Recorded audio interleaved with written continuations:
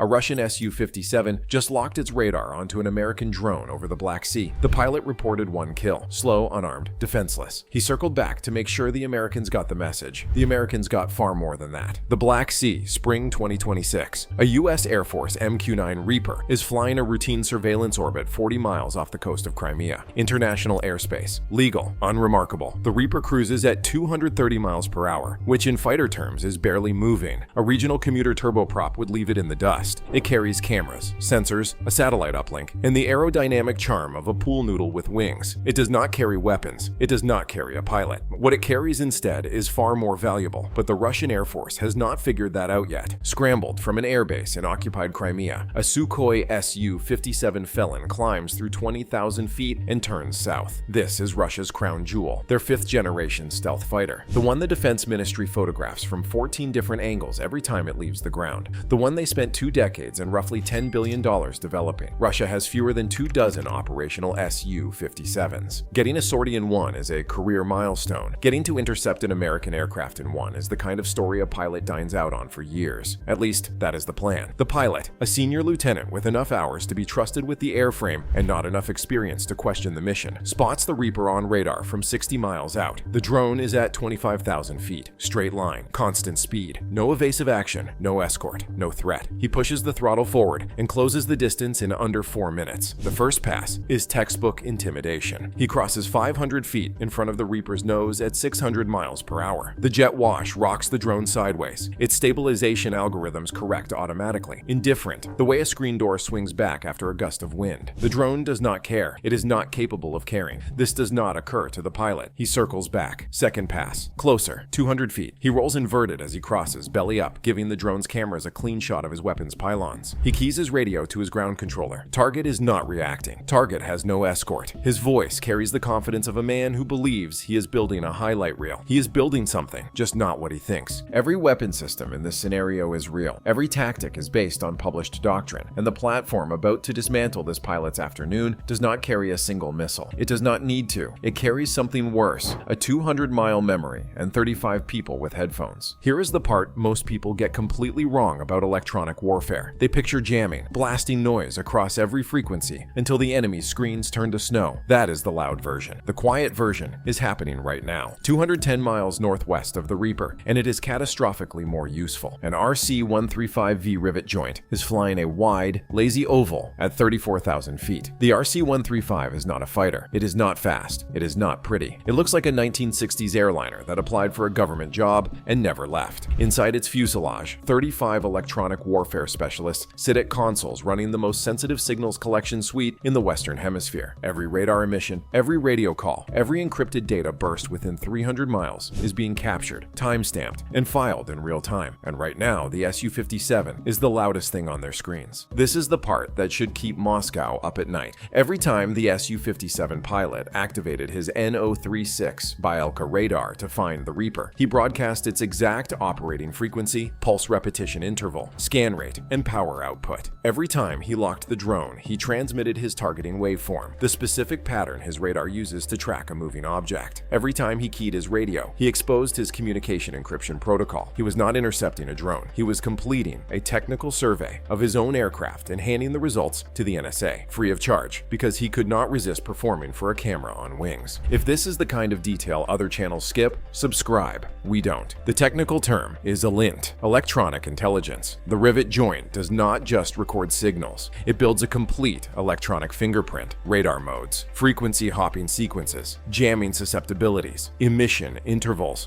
the kind of data that normally takes a decade of satellite intercepts and embassy antennas to compile. And this pilot is volunteering it in 20 minutes because nobody told him the drone was not the audience. But the rivet joint is only half the picture. 70 miles east of the Reaper, an EA-18G Growler from VAQ-132 is flying dark. No radar emissions, no radio traffic. Her ALQ-249 next-generation jammer pods are powered but passive, drinking in every signal across the electromagnetic spectrum, mapping it, cataloging it. The pilot has not transmitted a single word in 40 minutes. She does not need to. The Su-57 is doing all the talking, and she is taking notes. Back over the Black Sea, the senior lieutenant lines up for a third pass. He has something cinematic planned, a slow flyby at the Reaper's altitude, canopy to sensor, while his wingman photographs it from a mile back, intent for the Defense Ministry's Telegram channel. He shifts in his ejection seat, checks his fuel state. 9,200 pounds remaining. He has time, he has confidence. He does not know that every emission from the last 20 minutes has already been archived, cross-referenced,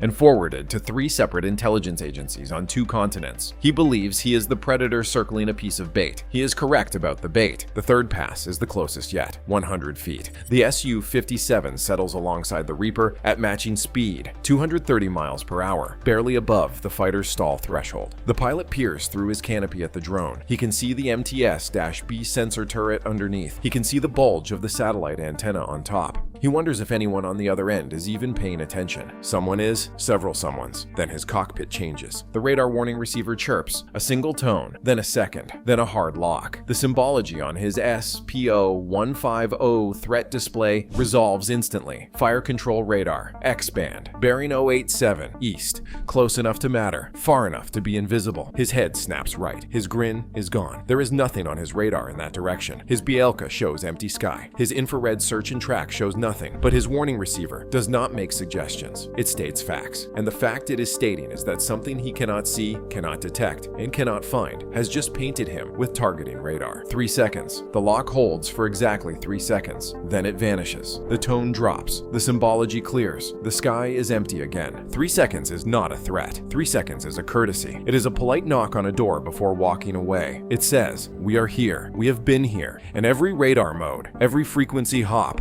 every waveform your aircraft just broadcast into the open air, filed, indexed, done. The senior lieutenant pulls the Su-57 away from the Reaper. He climbs. He scans every bearing, every altitude band, every frequency his radar can reach. The sky is clean. Whatever painted him is either gone or was never visible to begin with. Probably the second one. The Reaper does not react. It does not turn. It does not accelerate. It does not descend. It continues its pre-programmed surveillance orbit at the exact speed, exact altitude, and exact heading it has held since dawn. The drone has the emotional bandwidth of a thermostat. It was built to fly a line and collect data, and that is precisely what it did, though the data it collected today was not the kind printed on its mission brief. 7,000 miles away, in a ground control station at Creech Air Force Base, Nevada, the sensor operator minimizes a window and pulls up the environmental controls on his secondary monitor. The trailer runs cold in the mornings, the kind of cold that makes the first hour feel like sitting in a walk-in freezer with a security clearance. He logs the intercept, time, date, coordinates, duration, classification, fills in the form fields, clicks submit, picks up his coffee. It has been sitting on his desk for 90 minutes. It is room temperature at best. He drinks it anyway. The next orbit starts in 4 minutes. The Su-57 turns north toward Crimea. The pilot does not attempt another pass. He does not key his radio for 6 minutes. When he finally transmits, he requests priority landing clearance. He does not elaborate. On the ground, he writes his after-action report. 3 aggressive passes on an American reconnaissance drone. Successful intimidation. Target did not deviate. Then the anomaly. A fire control radar lock from an unidentified source, bearing east. Duration 3 seconds. No visual or radar contact established. His commanding officer reads the report, reads it again, asks one question. Were all onboard systems active during the intercept? The pilot says yes. He does not yet understand why the question matters. He will. When the report reaches Moscow and someone cross-references the timeline, with known American SIGINT platforms operating in the Black Sea that day, the arithmetic will be deeply unpleasant. The RC-135V rivet joint completes its collection orbit and turns west toward its recovery base. The EA-18G Growler descends to tanker altitude, plugs into a KC-135, and tops off her fuel. Routine. The MQ-9 Reaper flies its next lap over the Black Sea. Same speed, same altitude, same lazy racetrack it has traced every morning for weeks. Nobody files a protest. Nobody adjusts a flight plan. Nobody mentions the intercept beyond a single line item in the daily intelligence summary. For the Americans, this was not a confrontation. It was a collection opportunity that arrived on schedule and performed exactly as expected.